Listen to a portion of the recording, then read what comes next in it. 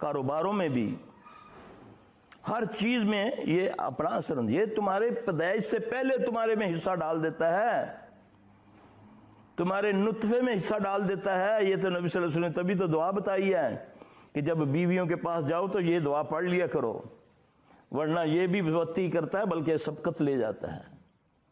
یہ حدیث ہے، دعا ہے نا، جسمانی ضرورت کی دعا ہے کہ نہیں؟ نبی صلی اللہ علیہ وسلم بتائی ہے کہ نہیں؟ ہمیں ٹوائلٹ میں جانے کی دعا بتائی ہے کہ نہیں؟ وہاں کیا ہوتا ہے ٹوائلٹ میں؟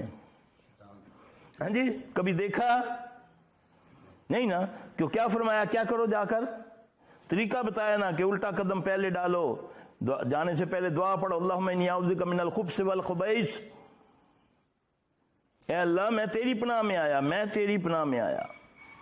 پلیت جنوں، جننیوں سے اس کا مطلب ہے پاک بھی ہوتے ہیں جن، سارے گندے نہیں